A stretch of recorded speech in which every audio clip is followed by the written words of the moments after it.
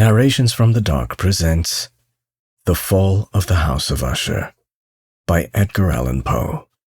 Narrated by Geraldo Côrtes. Son cœur est en lutte suspendue. Sitôt qu'on le touche, il résonne. De Béranger.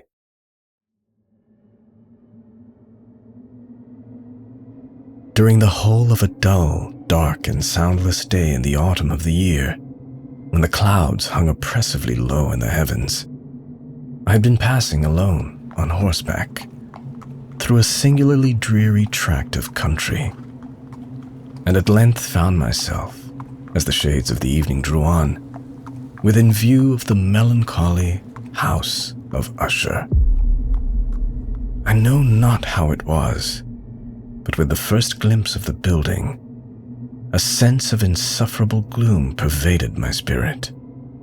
I say insufferable, for the feeling was unrelieved by any of that half-pleasurable, because poetic, sentiment with which the mind usually receives even the sternest natural images of the desolate or terrible.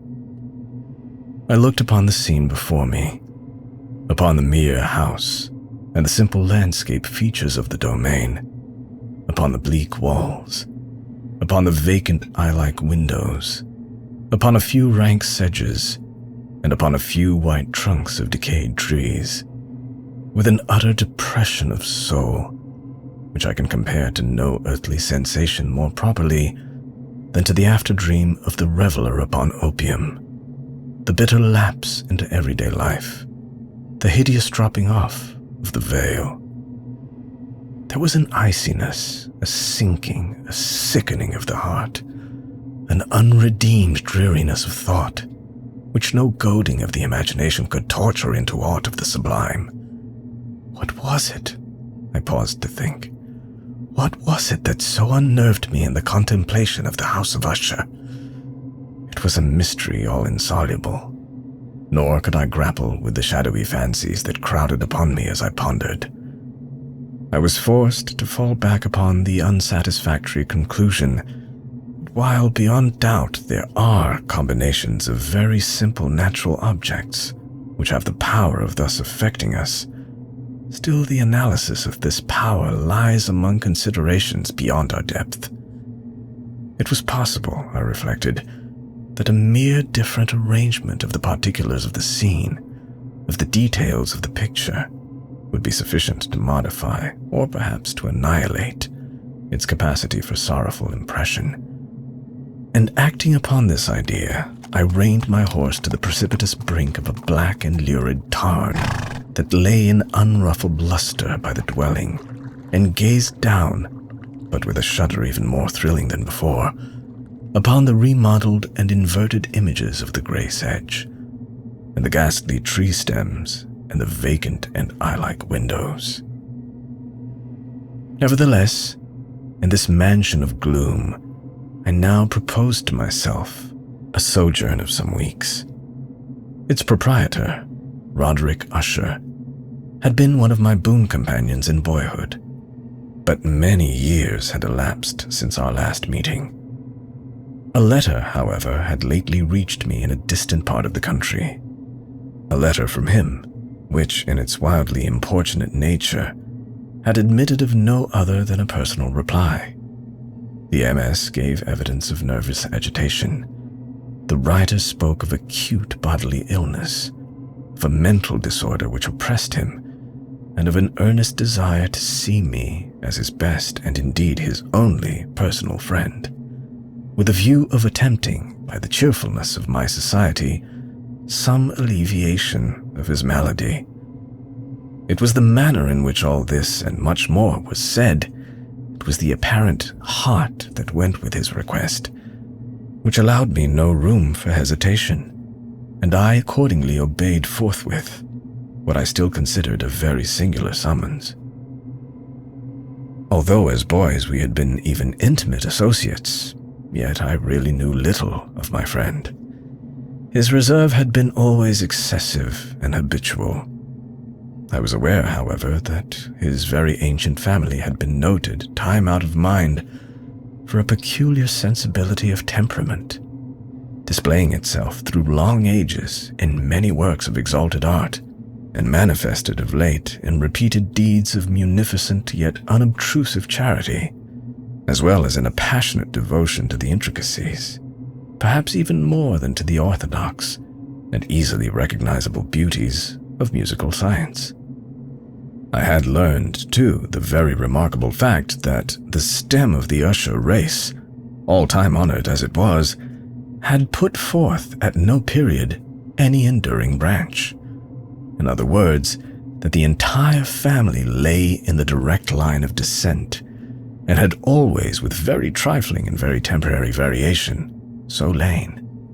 It was this deficiency, I considered, while running over in thought the perfect keeping of the character of the premises with the accredited character of the people, and while speculating upon the possible influence which the one, in the long lapse of centuries, might have exercised upon the other. It was this deficiency, perhaps, of collateral issue, and the consequent undeviating transmission, from sire to son, of the patrimony with the name, which had at length so identified the two as to merge the original title of the estate in the quaint and equivocal appellation of the House of Usher, an appellation which seemed to include in the minds of the peasantry who used it both the family and the family mansion. I have said that the sole effect of my somewhat childish experiment, that of looking down within the tarn, had been to deepen the first singular impression. There can be no doubt that the consciousness of the rapid increase of my superstition, for why should I not so term it, served mainly to accelerate the increase itself.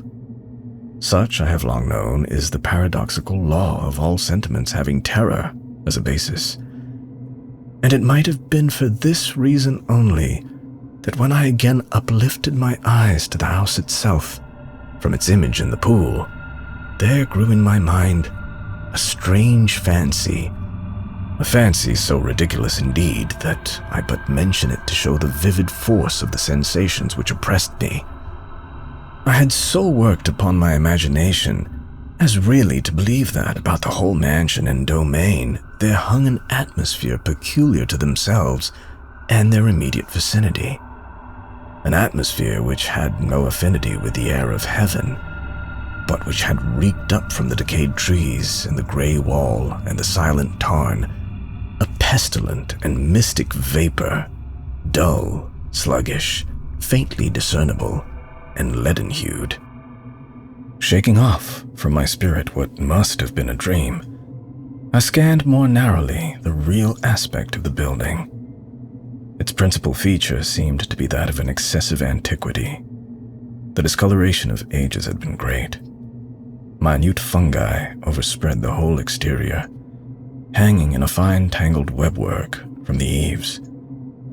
Yet all this was apart from any extraordinary dilapidation. No portion of the masonry had fallen, and there appeared to be a wild inconsistency between its still perfect adaptation of parts and the crumbling condition of the individual stones. In this there was much that reminded me of the specious totality of old woodwork, which has rotted for long years in some neglected vault, with no disturbance from the breath of the external air.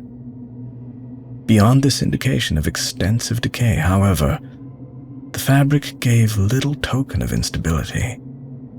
Perhaps the eye of a scrutinizing observer might have discovered a barely perceptible fissure, which, extending from the roof of the building in front, made its way down the wall in a zigzag direction until it became lost in the sullen waters of the tarn. Noticing these things, I rode over a short causeway to the house. A servant in waiting took my horse, and I entered the gothic archway of the hall. A valet of stealthy step thence conducted me in silence through many dark and intricate passages in my progress to the studio of his master. Much that I encountered on the way contributed, I know not how, to heighten the vague sentiments of which I have already spoken.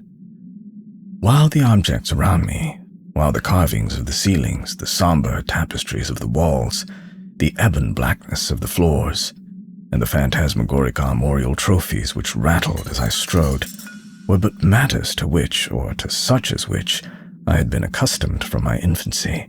While I hesitated not to acknowledge how familiar was all this, I still wondered to find how unfamiliar were the fancies which ordinary images were stirring up. On one of the staircases, I met the physician of the family. His countenance, I thought, wore a mingled expression of low cunning and perplexity. He accosted me with trepidation and passed on. The valet now threw open a door and ushered me into the presence of his master. The room in which I found myself was very large and lofty. The windows were long, narrow, and pointed, and at so vast a distance from the black oaken floor as to be altogether inaccessible from within. Feeble gleams of encrimsoned light made their way through the trellised panes and served to render sufficiently distinct the more prominent objects around. The eye, however, struggled in vain to reach the remoter angles of the chamber or the recesses of the vaulted and fretted ceiling. Dark draperies hung upon the walls. The general furniture was profuse, comfortless, antique, and tattered. Many books and musical instruments lay scattered about, but failed to give any vitality to the scene. I felt that I breathed an atmosphere of sorrow, an air of stern, deep, and irredeemable gloom hung over and pervaded all. Upon my entrance, Usher arose from a sofa on which he had been lying at full length and greeted me with a vivacious warmth which had much in it, I at first thought, of an overdone cordiality, of the constrained effort of the ennuyé man of the world. A glance, however, at his countenance convinced me of his perfect sincerity. We sat down, and for some moments, while he spoke not, I gazed upon him with a feeling half of pity, half of awe. Surely man had never before so terribly altered in so brief a period as had Roderick Usher. It was with difficulty that I could bring myself to admit the identity of the wan being before me with the companion of my early boyhood. Yet the character of his face had been at all times remarkable. A cadaverousness of complexion, an eye large, liquid, and luminous beyond comparison, lips somewhat thin and very pallid, but of a surpassingly beautiful curve, a nose of a delicate Hebrew model, but with a breadth of nostril unusual in similar formations, a finely molded chin, speaking, in its want of prominence, of a want of moral energy, hair of a more than web-like softness and tenuity. These features, with an inordinate expansion above the regions of the temple, made up altogether a countenance not easily to be forgotten. And now, in the mere exaggeration of the prevailing character of these features, and of the expression they were wont to convey, lay so much of change that I doubted to whom I spoke. The now ghastly pallor of the skin, and the now miraculous luster of the eye, above all things, startled and even awed me. The silken hair, too, had been suffered to grow all unheeded, and as in its wild gossamer texture, it floated rather than fell about the face, I could not even with effort connect its arabesque expression with any idea of simple humanity. In the manner of my friend, I was at once struck with an incoherence, an inconsistency, and I soon found this to arise from a series of feeble and futile struggles to overcome an habitual trepidancy, an excessive nervous agitation. For something of this nature I had indeed been prepared no less by his letter than by reminiscences of certain boyish traits, and by conclusions deduced from his peculiar physical conformation and temperament. His action was alternately vivacious and sullen. His voice varied rapidly from a tremulous indecision, when the animal spirits seemed utterly in abeyance, to that species of energetic concision, that abrupt, weighty, unhurried, and hollow-sounding enunciation, that leaden, self-balanced, and perfectly modulated guttural utterance, which may be observed in the lost drunkard, or the irreclaimable eater of opium during the periods of his most intense excitement. It was thus that he spoke of the object of my visit, of his earnest desire to see me, and of the solace he expected me to afford him. He entered at some length into what he conceived to be the nature of his malady. It was, he said, a constitutional and a family evil, and one which he despaired to find a remedy, a mere nervous affection, he immediately added, which would undoubtedly soon pass off. It displayed itself in a host of unnatural sensations. Some of these, as he detailed them, interested and bewildered me, although perhaps the terms and the general manner of the narration had their weight. He suffered much from a morbid acuteness of the senses. The most insipid food was alone endurable. He could wear only garments of certain texture. The odors of all flowers were oppressive. His eyes were tortured by even a faint light, and there were but peculiar sounds, and these from stringed instruments, which did not inspire him with horror. To an anomalous species of terror, I found him a bounden slave. "I shall perish," said he. "I must perish in this deplorable folly. Thus, and not otherwise, shall I be lost. I dread the events of the future, not in themselves, but in their results. I shudder at the thought of any, even the most trivial incident, which may operate upon this intolerable agitation of soul. I have indeed no abhorrence of danger, except in its absolute effect, in terror.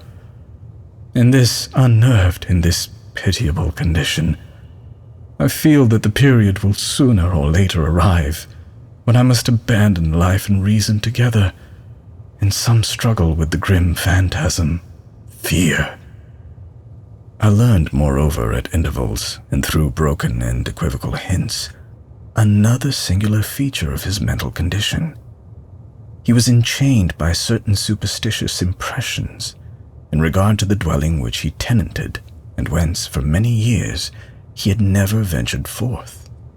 In regard to an influence whose supposititious force was conveyed in terms too shadowy here to be restated, an influence which some peculiarities in the mere form and substance of his family mansion had, by dint of long sufferance, he said, obtained over his spirit, an effect which the physique of the grey walls and turrets, and of the dim tarn into which they all looked down, had at length brought about upon the morale of his existence. He admitted, however, although with hesitation, that much of the peculiar gloom which thus afflicted him could be traced to a more natural and far more palpable origin, to the severe and long-continued illness, indeed to the evidently approaching dissolution, of a tenderly beloved sister, his sole companion for long years, his last and only relative on earth. "Her decease," he said with a bitterness which I can never forget, "would leave him the hopeless and the frail, the last of the ancient race of the Ushers." While he spoke, the Lady Madeline, for so was she called, passed slowly through a remote portion of the apartment, and without having noticed my presence, disappeared. I regarded her with an utter astonishment not unmingled with dread, and yet I found it impossible to account for such feelings. A sensation of stupor oppressed me as my eyes followed her retreating steps. When a door at length closed upon her, my glance sought instinctively and eagerly the countenance of the brother, but he had buried his face in his hands, and I could only perceive that a far more than ordinary wanness had overspread the emaciated fingers, through which trickled many passionate tears. The disease of the Lady Madeline had long baffled the skill of her physicians. A settled apathy, a gradual wasting away of the person, and frequent, although transient affections of a partially cataleptical character were the unusual diagnosis. Hitherto she had steadily borne up against the pressure of her malady, and had not betaken herself finally to bed, but on the closing in of the evening of my arrival at the house, she succumbed as her brother told me at night with inexpressible agitation, to the prostrating power of the destroyer, and I learned that the glimpse I had obtained of her person would thus probably be the last I should obtain, that the lady, at least while leaving, would be seen by me no more. For several days ensuing, her name was unmentioned by either Usher or myself, and during this period I was busied in earnest endeavors to alleviate the melancholy of my friend. We painted and read together, or I listened as if in a dream, to the wild improvisations of his speaking guitar. And thus, as a closer and still closer intimacy admitted me more unreservedly into the recesses of his spirit, the more bitterly did I perceive the futility of all attempt at cheering a mind from which darkness, as if an inherent positive quality, poured forth upon all objects of the moral and physical universe in one unceasing radiation of gloom. I shall ever bear about me a memory of the many solemn hours I thus spent alone with the master of the House of Usher. Yet I should fail in any attempt to convey an idea of the exact character of the studies or of the occupations in which he involved me or led me the way. An excited and highly distempered ideality threw a sulphurous luster over all. His long improvised dirges will ring forever in my ears. Among other things, I hold painfully in mind a certain singular perversion and amplification of the wild air of the last waltz of von Weber, from the paintings over which his elaborate fancy brooded, and which grew touch by touch into vaguenesses at which I shuddered the more thrillingly, because I shuddered knowing not why.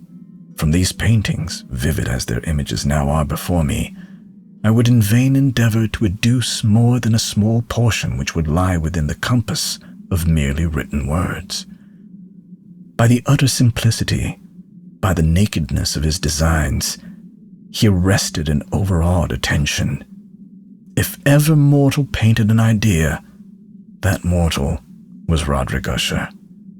For me at least, in the circumstances then surrounding me, there arose out of the pure abstractions which the hypochondriac contrived to throw upon his canvas an intensity of intolerable awe, no shadow of which felt I ever yet in the contemplation of the certainly glowing, yet too concrete reveries of Fuseli.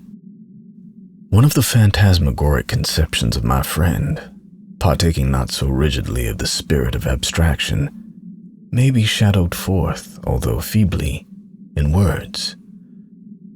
A small picture presented the interior of an immensely long and rectangular vault or tunnel, with low walls, smooth, white, and without interruption or device.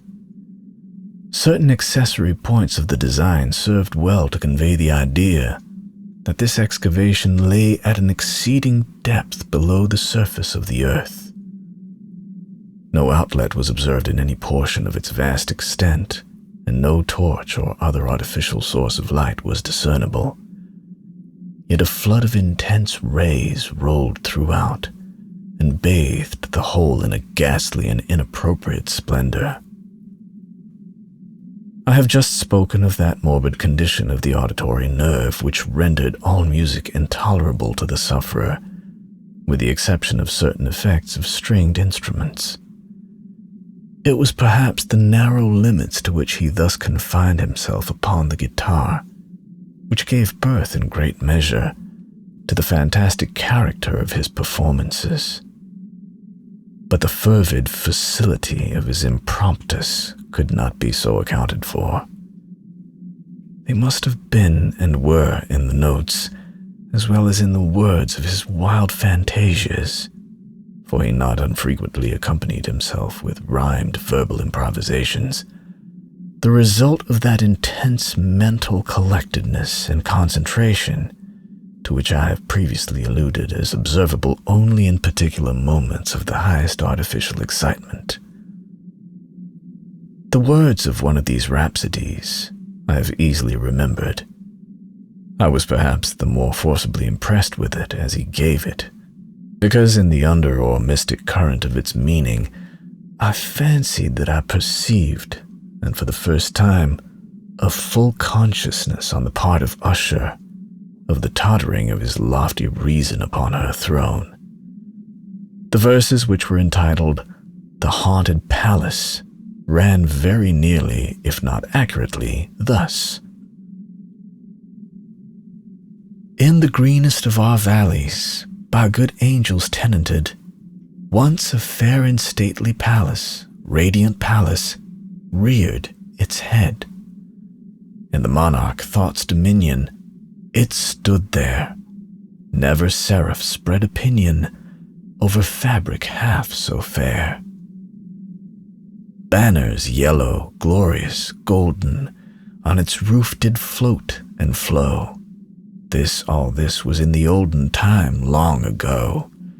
And every gentle air that dallied in that sweet day, along the ramparts, plumed and pallid, a winged odor went away. Wanderers in that happy valley through two luminous windows saw spirits moving musically to a lute's well-tuned law, round about a throne where sitting Porphyrogene, in state his glory well befitting, the ruler of the realm was seen.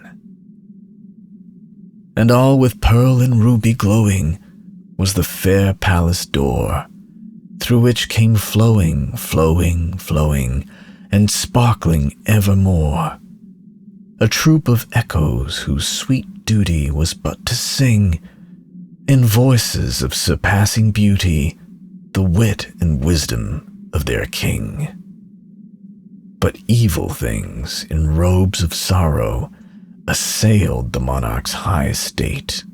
Ah, let us mourn, for never morrow shall dawn upon him desolate, and round about his home the glory that blushed and bloomed is but a dim remembered story of the old time entombed. And travelers now within that valley through the red-litten windows see vast forms that move fantastically to a discordant melody, while like a rapid ghastly river through the pale door a hideous throng rush out forever and laugh, but smile no more. I will remember that suggestions arising from this ballad led us into a train of thought wherein there became manifest an opinion of Usher's, which I mention not so much on account of its novelty, for other men have thought thus, as on account of the pertinacity with which he maintained it. This opinion in its general form was that of the sentience of all vegetable things. But in his disordered fancy, the idea had assumed a more daring character and trespassed under certain conditions upon the kingdom of inorganization. I lack words to express the full extent or the earnest abandon of his persuasion. The belief, however, was connected, as I have previously hinted, with the gray stones of the home of his forefathers. The conditions of the sentience had been here, he imagined, fulfilled in the method of collocation of these stones, in the order of their arrangement, as well as in that of the many fungi which overspread them, and of the decayed trees which stood around, above all in the long undisturbed endurance of this arrangement, and in its reduplication in the still waters of the tarn. Its evidence, the evidence of the sentience, was to be seen, he said, and I here started as he spoke, in the gradual yet certain condensation of an atmosphere of their own about the waters and the walls. The result was discoverable, he added, in that silent yet importunate and terrible influence which for centuries had molded the destinies of his family, and which made him what I now saw him, what he was. Such opinions need no comment, and I will make none. Our books, the books which for years had formed no small portion of the mental existence of the invalid, were, as might be supposed, in strict keeping with this character of phantasm. We pored together over such works as the Ververs et Chartreuse of Crécy, the Belphegor of Machiavelli, the Heaven and Hell of Swedenborg, the Subterranean Voyage of Nicholas Klim by Holberg, the Chiromancy of Robert Flood, of Jean d'Indaginé, and of de la Chambre, the Journey into the Blue Distance of Tieck, and the City of the Sun of Campanella. One favorite volume was a small octavo edition of the Directorium Inquisitorium by the Dominican Émeric de Giron, and there were passages in Pomponius Mela about the old African satyrs and Aegyptians over which Usher would sit dreaming for hours.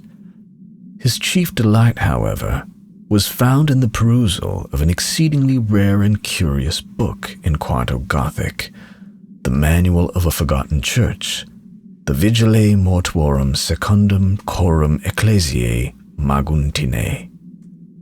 I could not help thinking of the wild ritual of this work, and of its probable influence upon the hypochondriac, when one evening, having informed me abruptly that the Lady Madeline was no more, he stated his intention of preserving her corpse for a fortnight, previously to its final interment, in one of the numerous vaults within the main walls of the building.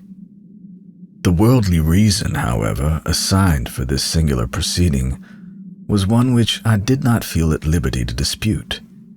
The brother had been led to his resolution, so he told me, by consideration of the unusual character of the malady of the deceased, of certain obtrusive and eager inquiries on the part of her medical men, and of the remote and exposed situation of the burial ground of the family.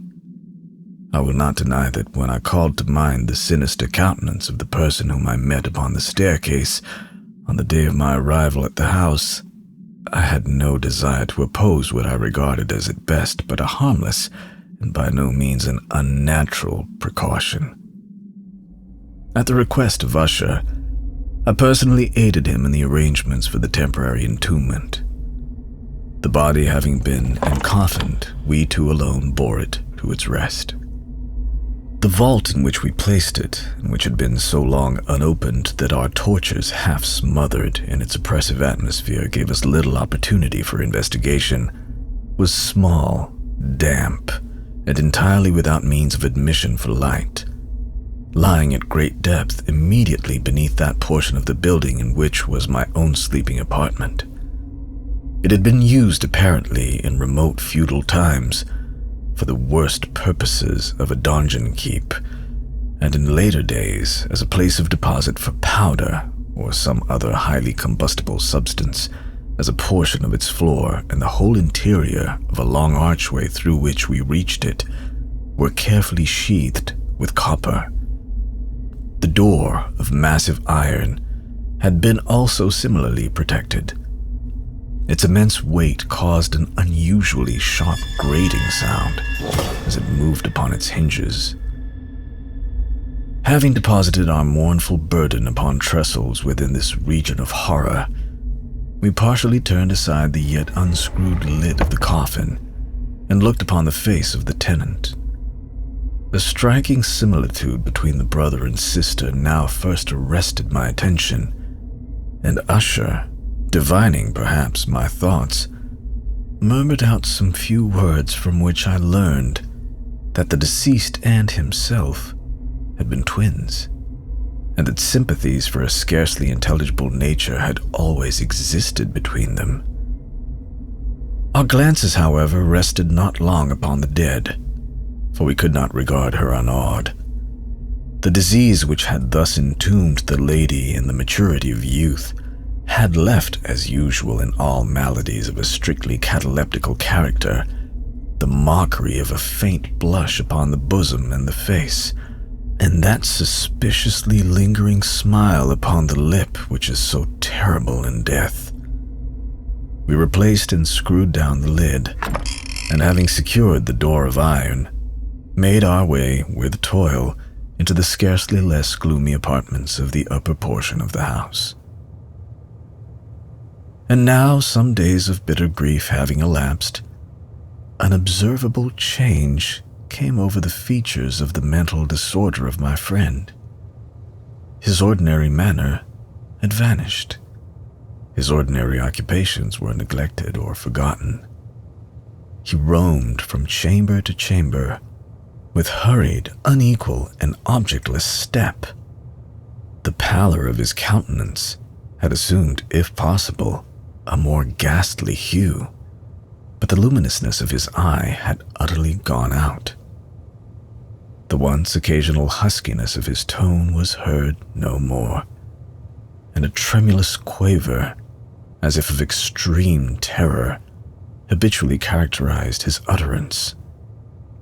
There were times, indeed, when I thought his unceasingly agitated mind was laboring with some oppressive secret to divulge, which he struggled for the necessary courage.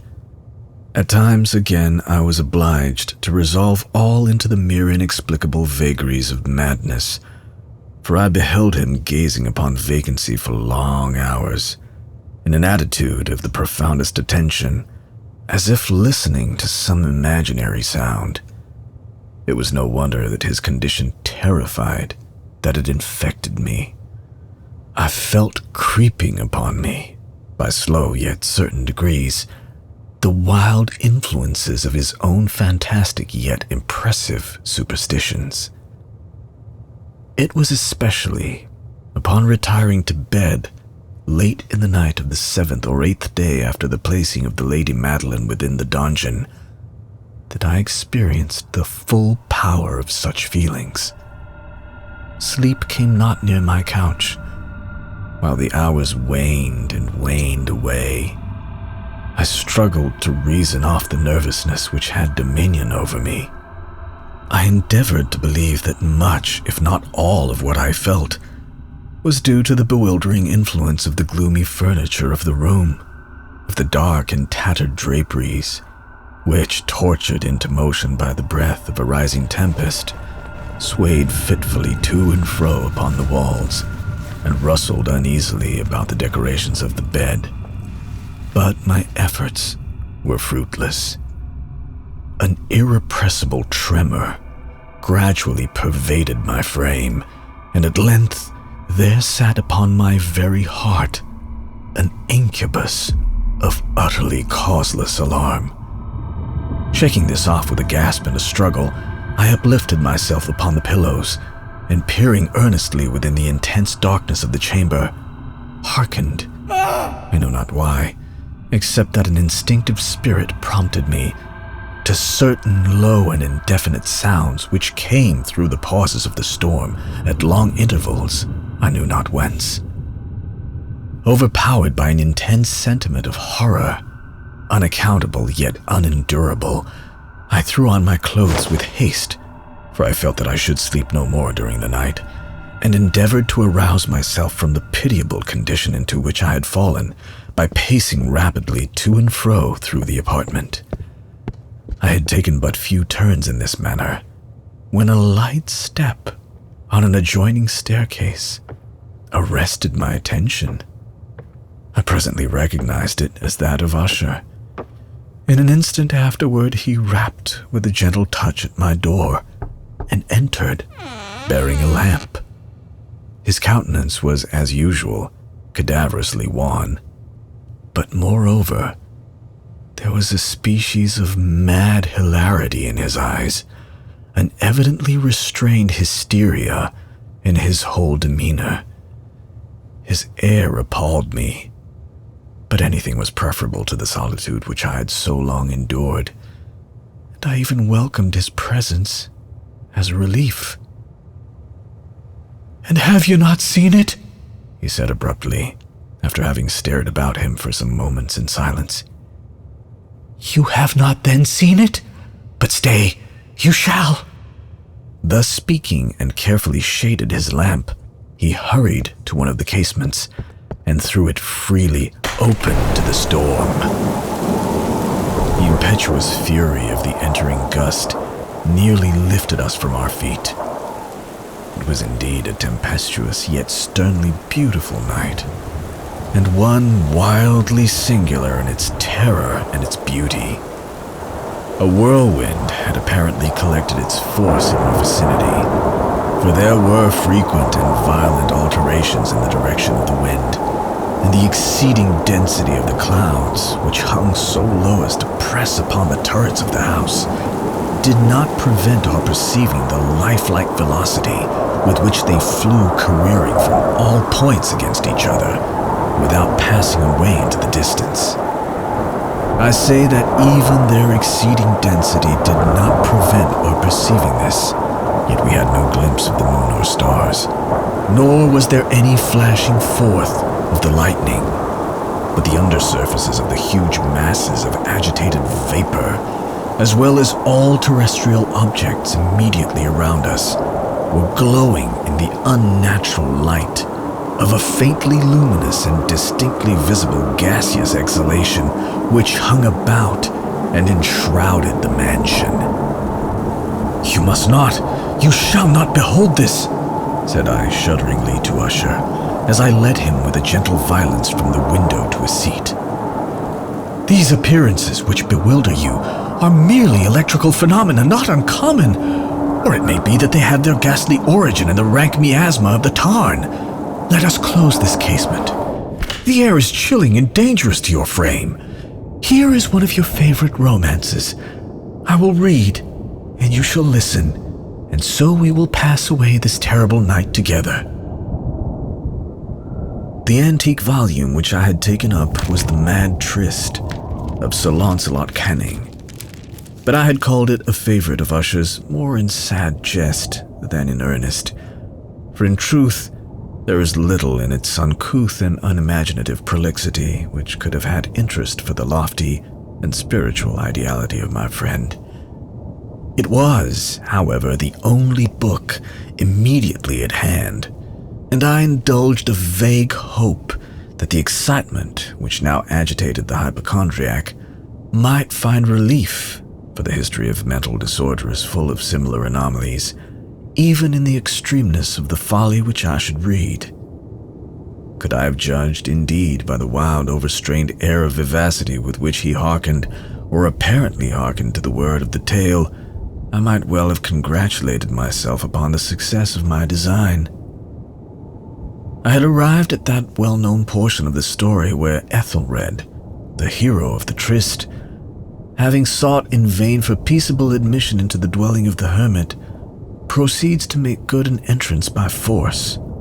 Here it will be remembered, the words of the narrative run thus. "And Ethelred, who was by nature of a doughty heart, and who was now mighty withal, on account of the powerfulness of the wine which he had drunken, waited no longer to hold parley with the hermit, who in sooth was of an obstinate and maliceful turn, but feeling the rain upon his shoulders and fearing the rising of the tempest, uplifted his mace outright, and with blows made quickly room in the plankings of the door for his gauntleted hand, and now pulling therewith sturdily, he so cracked and ripped and tore all asunder, that the noise of the dry and hollow-sounding wood alarummed and reverberated throughout the forest." At the termination of this sentence I started and for a moment paused, for it appeared to me, although I had once concluded that my excited fantasy had deceived me, it appeared to me that, from some very remote portion of the mansion, there came indistinctly to my ears what might have been, in its exact similarity of character, the echo, but a stifled and dull one certainly, of the very cracking and ripping sound which Sir Launcelot had so particularly described. It was beyond doubt the coincidence alone which had arrested my attention, for amid the rattling of the sashes of the casements and the ordinary commingled noises of the still increasing storm, the sound in itself had nothing, surely, which could have interested or disturbed me. I continued the story. "But the good champion Ethelred, now entering within the door, was sore enraged and amazed to perceive no signal of the maliceful hermit, but in the stead thereof, a dragon of a scaly and prodigious demeanor, and of a fiery tongue, which sate in guard before a palace of gold with a floor of silver, and upon the wall there hung a shield of shining brass with this legend enwritten: Who entereth herein, a conqueror hath been. Who slayeth the dragon, the shield he will win. And Ethelred uplifted his mace, and struck upon the head of the dragon, which fell before him, and gave him his pesty breath, with a shriek so horrid and harsh, and withal so piercing, that Ethelred had fain to close his ears with his hands against the dreadful noise of it, the like whereof was never before heard. Here again I paused abruptly, and now with a feeling of wild amazement, for there could be no doubt whatever that in this instance I did actually hear, although from what direction it proceeded I found it impossible to say. A low and apparently distant but harsh, protracted, and most unusual screaming or grating sound. The exact counterpart of what my fancy had already conjured up for the dragon's unnatural shriek, as described by the romancer. Oppressed as I certainly was, upon the occurrence of this second and most extraordinary coincidence, by 1,000 conflicting sensations, in which wonder and extreme terror were predominant, I still retained sufficient presence of mind to avoid exciting by any observation the sensitive nervousness of my companion. I was by no means certain that he had noticed the sound in question, although assuredly a strange alteration had, during the last few minutes, taken place in his demeanor. From a position fronting my own, he had gradually brought round his chair so as to sit with his face to the door of the chamber, and thus I could partially perceive his features, although I saw that his lips trembled as if he were murmuring inaudibly. His head had dropped upon his breast, yet I knew that he was not asleep from the wide and rigid opening of the eye as I caught a glance of it in profile. The motion of his body, too, was at variance with this idea, for he rocked from side to side with a gentle yet constant and uniform sway. Having rapidly taken notice of all this, I resumed the narrative of Sir Launcelot, which thus proceeded.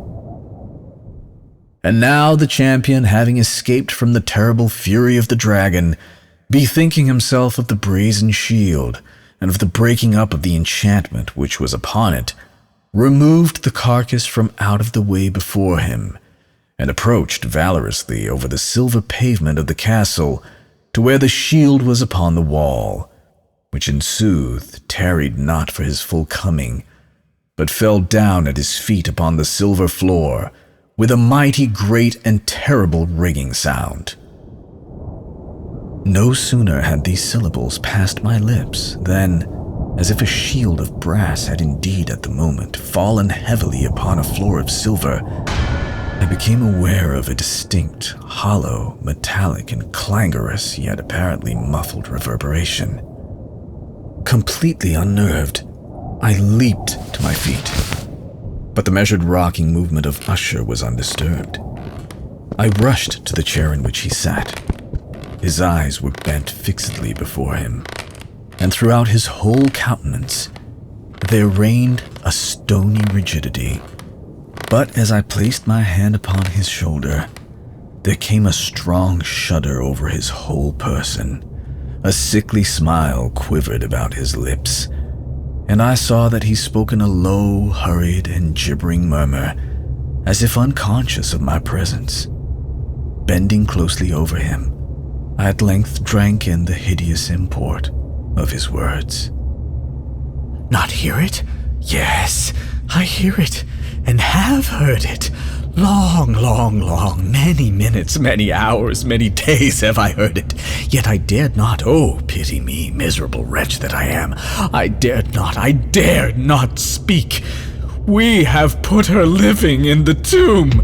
Said I not that my senses were acute? I now tell you that I heard her first feeble movements in the hollow coffin.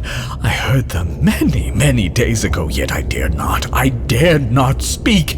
And now, tonight, Ethelred, the breaking of the hermit's door, and the death cry of the dragon, and the clangor of the shield.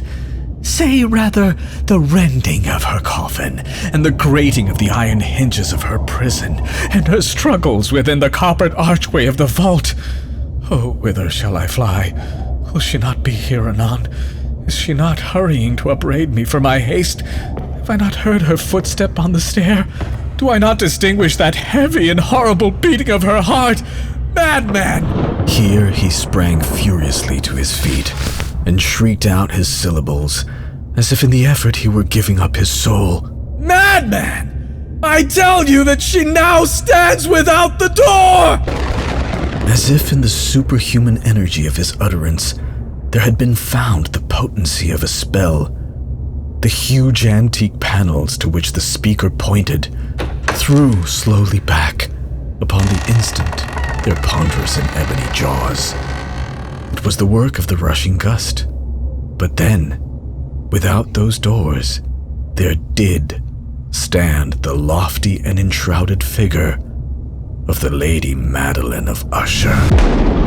There was blood upon her white robes, and the evidence of some bitter struggle upon every portion of her emaciated frame. For a moment she remained trembling and reeling to and fro upon the threshold. Then, with a low, moaning cry, fell heavily inward upon the person of her brother, and in her violent and now final death agonies, bore him to the floor, a corpse, and a victim to the terrors he had anticipated. From that chamber and from that mansion, I fled aghast. The storm was still abroad in all its wrath as I found myself crossing the old causeway. Suddenly there shot along the path a wild light, and I turned to see whence a gleam so unusual could have issued. For the vast house and its shadows were alone behind me. The radiance was that of the full setting and blood-red moon, which now shone vividly through that once barely discernible fissure, of which I have before spoken as extending from the roof of the building in a zigzag direction to the base. While I gazed, this fissure rapidly widened. There came a fierce breath of the whirlwind. The entire orb of the satellite burst at once upon my sight. My brain reeled as I saw the mighty walls rushing asunder. There was a long, tumultuous shouting sound like the voice of 1,000 waters, and the deep and dank tarn at my feet closed sullenly and silently over the fragments of the House of Usher. Narrations from the Dark has presented The Fall of the House of Usher by Edgar Allan Poe, narrated by Geraldo Côrtes.